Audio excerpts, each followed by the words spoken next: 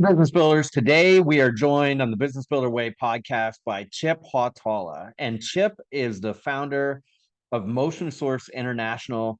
He's in Solon, Ohio, which is in the Cleveland, Ohio area. And what MotionSource does is it doesn't provide the actual lubrication, it provides the machinery, the automation to put lubrication into manufacturing systems.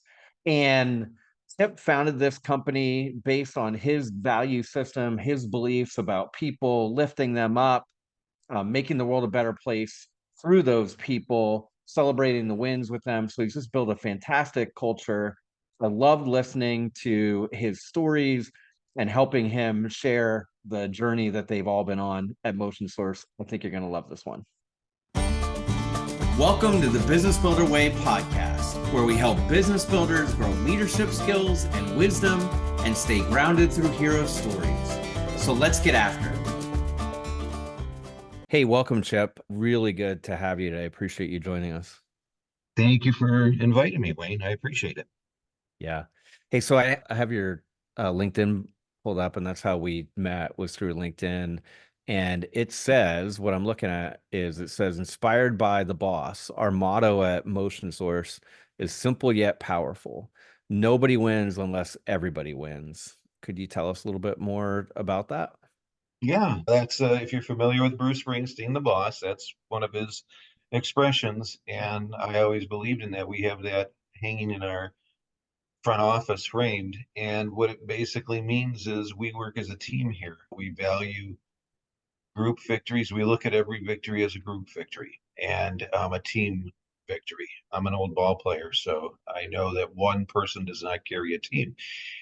And it means that our suppliers win, our customers win, and our employees win, and our team members.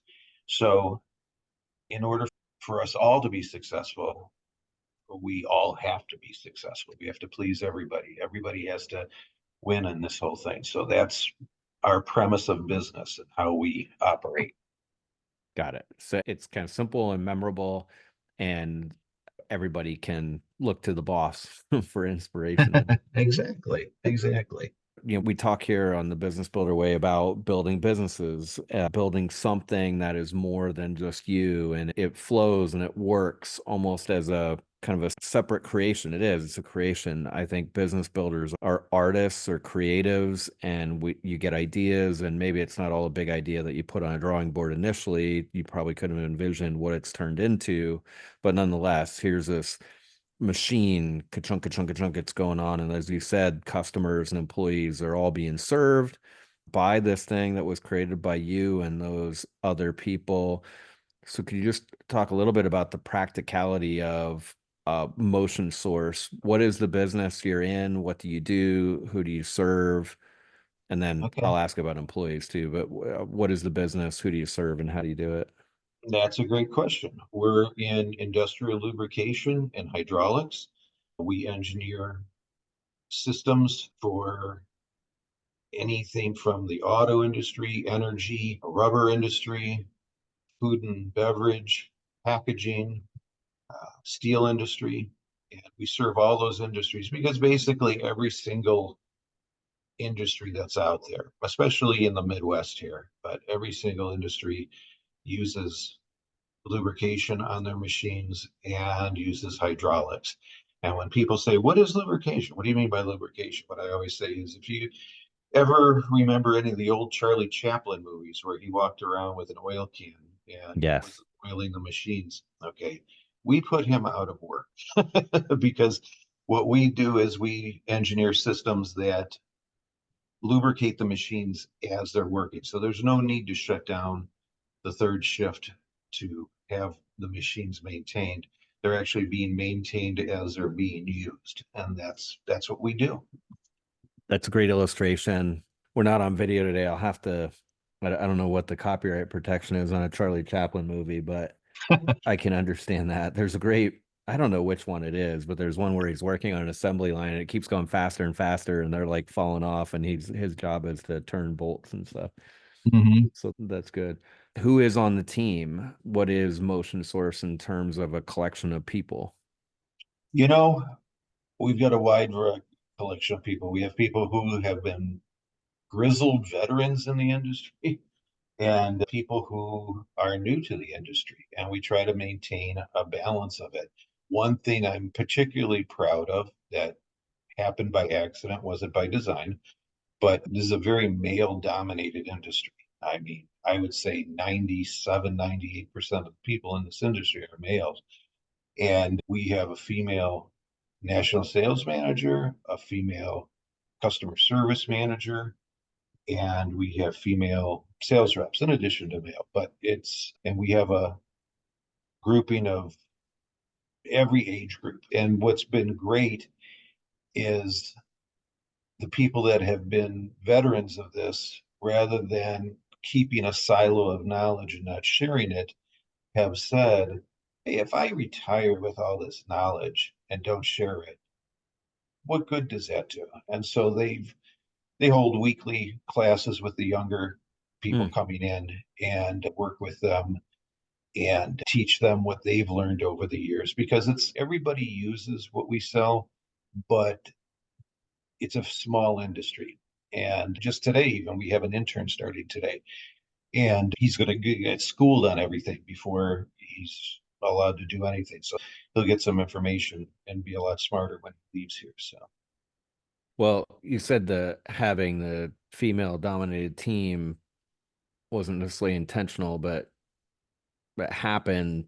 Well, I would imagine that that means to me it's just you're open minded to whoever's the most talented is who you're going to hire, and it sounds like that open mindedness has and not holding any sort of biases or holding tight to knowledge has bled through your culture when you have people willing to share what they've got with younger people as well. definitely the culture here, we don't hire for, you can know everything that there is to know in this industry and be a bad fit for us, because if you can't cooperate and you can't work in a team environment, it's not going to help you. I mean, I've worked in places and I've done sales in places where it was so competitive, it was a cutthroat industry, even just within the company. And that's not a way for a company to succeed. And I never wanted to have a business that was like that, where, everybody fears everybody else and everybody feels as though their job is always on the line. One of the things I always tell people when they're hired is, I will never quit on you as long as you don't quit on yourself. As long as you keep trying, I promise you, I won't fire you. I won't let you go, no matter how bad you're doing. Because if you're trying, you'll succeed. So I remember, again, like we connected on LinkedIn and Mhm. I listened and I'm looking at your posts as we're talking. And now I remember you wrote about your grandmother and the song Everyday People. And I listened to it. I read your post. I probably commented on it. And I listened to that and I played it. I listened with my son because here's what I wrote. I'm going to listen to this song as I drive my 15-year-old son over to the farm for work this morning. And I did. So that was planted in you at a young age, this kind of open-mindedness and everybody cooperating. It was. I mean, we're all the same. And I've had some good bosses along the way and some bad bosses along the way that have shaped it too. One of the ones that sticks out to me is I had a gentleman I worked for that used to say, nothing that happens within these four walls is ever as important as what happens outside these four walls. It's important to build relationships. And another one that made an impression on me when I was in my 20s, I met him. I happened to bump into him and his wife shopping one time, and he introduced me as, this is Chip. We work together. Instead of Chip works for me, we work together. And I've always taken that as a lesson, and I never introduce anybody as, yeah, they work for me. It's, we do work together, because I tell the people here too, you don't work for me, really, I work for you. Whatever I can do to make your job easier, that's what I'm here for. So that's what we do here. Nice.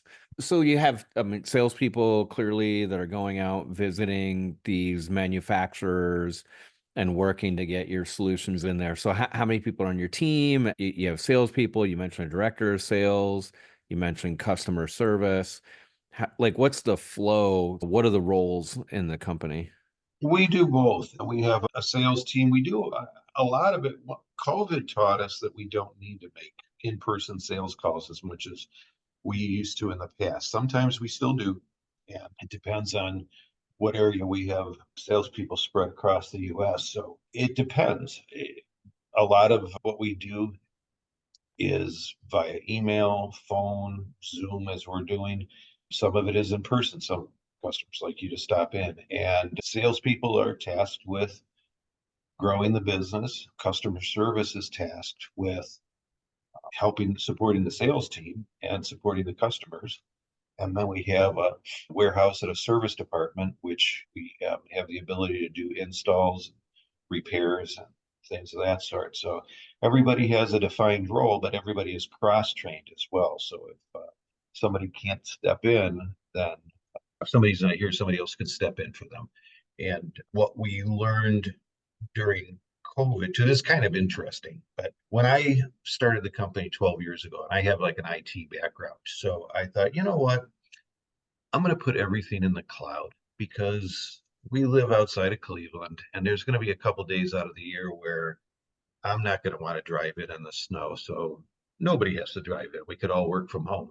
Well, little did we know that there'd be a Hmm. pandemic where we would work Right. from home for 15 months, but we never missed a beat with it. I mean, everybody was able to work from home. The guys in the back, I told them, if you want to come in, you can't work from home because, physically you can't do it. But if you want to come in, I'll pay you time and a half. If you don't want to come in, then don't worry about it. You still have a job afterwards. But they all said, no, no, we'll come in. Maybe that's fine. We'll wear masks and stuff like that. So it worked out well. Gotcha. About how many people on the team? Um, under just a little under 20. Nice.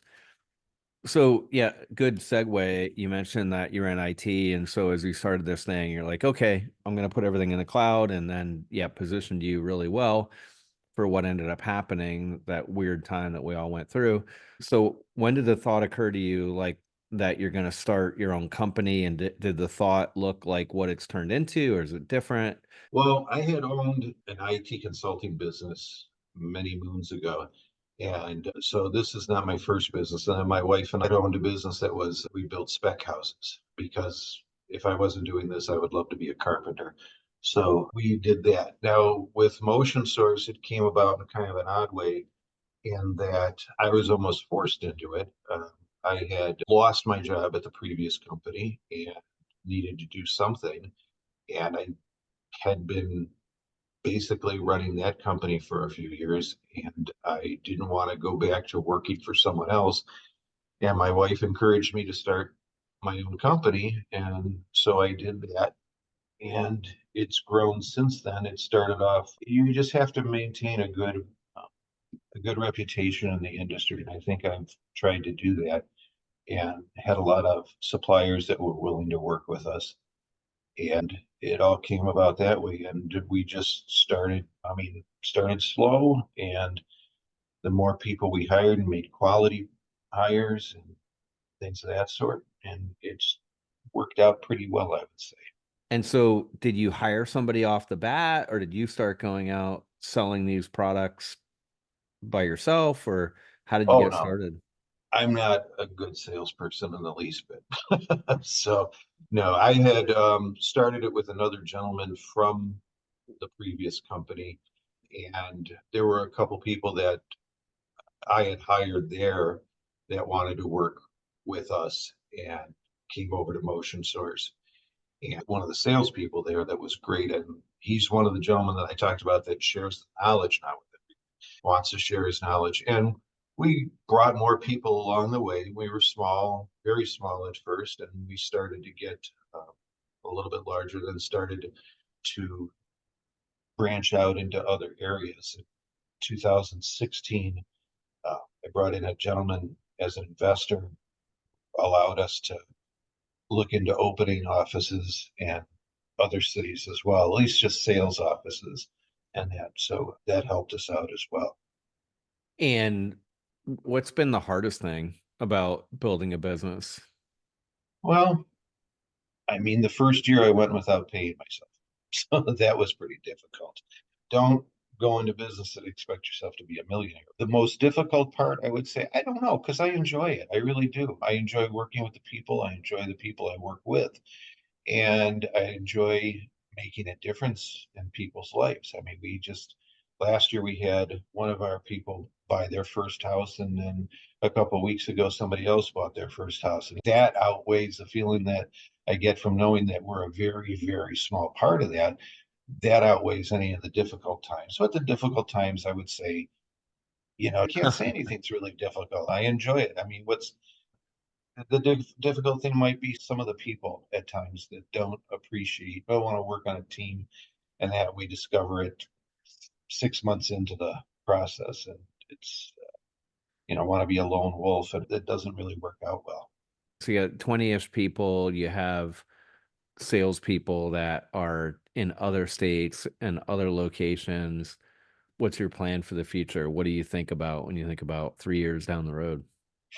Just to not necessarily get larger as far as people goes. I mean, that could happen, but to get more efficient in what we do, to be able to be a better supplier to our customers, to have the answers for our customers, to be better trained.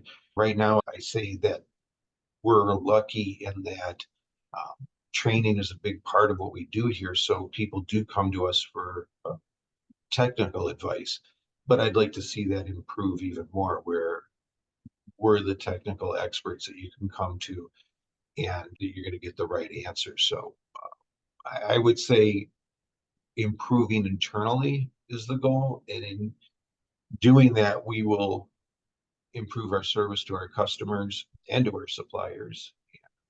It'll be one of those situations of nobody wins unless everybody wins. We'll all win that. You're the CEO and you work with these other people. They don't work for you. But do you have a leadership team? Has a leadership team formed around you to guide that direction of the company? Yeah, we do. Our head of customer service, and I would say that's Lee, and I would say Heather, our national sales manager, are two of the leaders in the company. And I can count on what I always say. I don't need you to tell me I'm right. I need you to tell me when I'm wrong. I mean, Stephen Jobs said, we don't hire smart people and then tell them what to do. We hire Mhm. smart people and have them tell us what to do. And that's the way I look at it. I don't want somebody who's a yes man. So I always, when we roll something out new, I consult with them. And like I said, the gentleman who's investor in the company is a great resource as well. And he has vast experience in the industry. And I can ask him anything, bounce anything off of him 24/7 and get answers like that. So I'm backed up with a great team of people. That's great. So I think about the business builder, the CEO, the founder. How do you incorporate this business in your life? Or does life stop and then the business begins, or business serves your life? Or like who are you outside of work, Chip? I am outside of work. I've been married to my, you'd say high school sweetheart, but my grammar school sweetheart. My Uh-huh. wife and I have known each other since we've been 4 years old. My wife and I have known each other since we've been 4 years old. I actually told her in second grade I was going to marry her when I grew up. And so my wife and I do not have children, but we have four dogs. We work with animal rescue, support veterans groups. I come from a family of veterans. I never had the privilege to serve, but everyone in my family has served going back to the Civil War. And that's basically who I am. I'm a huge Cleveland Browns fan, which you being Uh-huh. in Pennsylvania will probably laugh at me. But I live and die with the Cleveland Browns. That's one of the reasons, if you've noticed, the MotionSource colors has orange in there. And Mm-hmm. Mm-hmm. that's a nod to the Browns. And like I said, old ball player. I'm a big New York Yankees fan too, which people in Cleveland do not like me for that. Mm-hmm. But that's it. I mean, I love living in the country, love animals, love my wife, family, and that's kind of who I am. So So I have this picture of you now, and it's a company that, so lubrication, the oil can, go back to Charlie Chaplin. It's kind of a behind the scenes maybe it's not underappreciated, but it's not at the forefront. It's not Elon Musk and Teslas, but yet your equipment probably helps create a lot of things that are in the spotlight, so to speak. But the work that you do, the oil can, the lubrication on the assembly line in the Midwest, it's like blue collar, wash, rinse, repeat, making the wheels of society turn around. And then you are a guy who's pretty humble, and you started this thing, and oh, now we've got 20 people, and I thought ahead and didn't know what was coming down the pike, but it seemed like a good idea to put things in the cloud. Because I've been to Cleveland when I used to be on the road, and I remember they would I felt like they would hand you an ice scraper when you landed in Cleveland. Yeah, that's true. When you're born in Cleveland, they give you an ice scraper as a Sure, gift. right? Instead of a rattle, like just so you're Yeah. ready. So you thought ahead, and then it ended up working out. And here you are, like, hey, I love my wife and I love people who got houses. They were able to buy their first house, and we worked together. And it's pretty cool. Like people that would come to work there would think this is a place of stability and honoring my work efforts is what I hear in that. It's like Midwestern, nice, hard work, I seems think to so. flow through. I would like to think so. I'm not a religious person, but I'm a person of faith, and I believe that I am my brother's keeper, and I've been given an awful lot in life, and the more you're given, the more is expected of you. It gives me a thrill when we have an employee that buys a house or gets a new car or something. I always tell the salespeople, I love writing out big commission checks. Pumps me up more than you can imagine because that means that not only are you doing your job, but I'm doing my job too. So it's a great thing. You mentioned that since COVID, your sales team realized don't need to necessarily be out in the field calling on all these people face to face. And I don't know how much you even get involved in sales because you mentioned you have this a strong sales leader, but what are some of the ways that how do you find new industrial customers in 2024 when you're not when it's not something that people really do anymore to go around and drop in, you have to be using electronic tools, right? We have a huge web presence. We have a web store and we get a lot of new customers that way. We don't do ad buys so much as we do search engine optimization, and we get a lot of customers that way and pass those leads on to our salespeople. And I pop in and call every now and then as well. Not that like I said, I am not a good Huh. salesperson, but I think it means something when the owner of the company calls a customer and tells them thank you. So try to do that too. But that's kind of how we leverage things, and we do relationship selling. I can't tell you how many times a customer has called us for advice and we solved their problem for them and not made a sale. I mean, it's like, no, you don't need a new motor. What you need is this, and you just need to change this out and blah, blah, blah.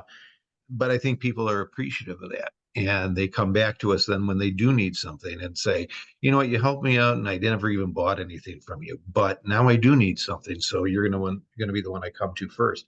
And we don't do it for that reason. It's just we're here to help each other out. Well, that certainly works out if you get a lot of your leads from SEO and you're legitimately answering questions and Mhm. trying to help people, and you're working to be a trusted advisor even if they're not a client, right? Right.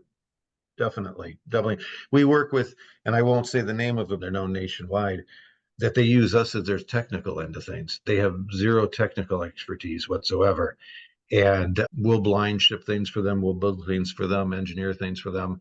And, they come to trust us because we've never gone back to any of their customers or anything. And that's how you build your reputation in this industry is helping people and being trustworthy. So last question, 2012 you started, we're 12 years into this thing, you've got around 20 people, culture's pretty evolved, people are sharing knowledge. Here you are, CEO. You mentioned that you call some of your customers on the phone at times, and they appreciate being appreciated by the CEO of the company. I get the question from business owners when they get to a point where they aren't necessarily having to be on the front lines, grinding it out every day, doing whatever it was that their skill was. Some of them could be bricklayers, or they could be, beauty shop owners, or whatever the case may be. And in the beginning, they're really involved with either actually laying the bricks or hiring the people who lay the bricks or supervising the jobs eventually. But at some point, they get to a point where they're more of a true CEO, and they have people that are very competent who, like you said, Steve Jobs said, we're going to gather smart people up. So let's really use their talents. It sounds like you're at that phase. You got this strong team. What do you fill your days and your weeks with that helps to contribute to your coworkers ultimately? What do you do, Chip? Well, I laugh when you said typical CEO, or the prototypical CEO, because I don't think I'm the prototypical CEO. I mean, I have long hair, earrings, tattoos, things like Yeah. that. So I fill my day with being a coach. I see my role as a coach and to guide everybody, and to really, the job of a leader is to create more leaders, not to create more followers. So I try my best to create leaders here in the company. And without getting too much into it, if you spent a week here, you would be able to see, okay, I see now what the progression of this company is going to be. And I can see people who are going to take over this company when Chip decides to spend his day golfing all day. That's so, and I think that's a good thing. And so I see myself as a coach. That's my role. All right. Now I have to ask one more question. How did you get to that place? Where do you see yourself as a coach, and how have you refined those skills and focused on that? That's a good question. I think that you're always going through life learning, but you're also always going through life teaching as well. And coaching is a form of teaching. And I've coached, I love coaching. I have coached baseball teams in the community for years too. And even though I don't have any children on the teams, I just love it. And I think it's part of sharing your knowledge.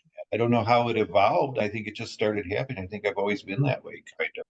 And it just seems like the right thing to do. I don't know any other way to do it. So, I mean, even when I had a more active role, say doing sales or something like that, when I first got out of college, I did sales, and I had people that were coaching me and helping me out. And I think too, and this might sound silly, but I think you can learn a lot from bad bosses too. I thought, I, if I ever start a company, I'm not going to be that way.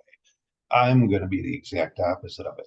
And, and why would I be the exact opposite of it? Because I know how they made me feel. But bosses like that, I learned a lot from. And I learned there's an old saying, you learn a lot more in defeat than you do in victory. And that's true. Well, Chip, I appreciate that. That makes sense that you've coached baseball teams in the community and just love lifting people up. And I appreciate you sharing a bit of your story with the rest of us.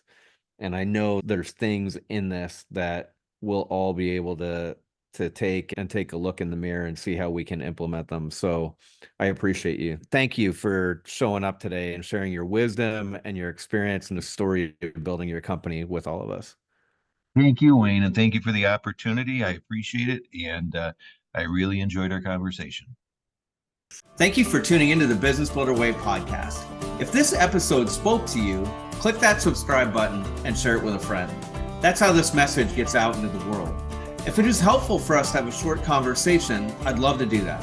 Send me an email at wayne@businessbuildercamp.com.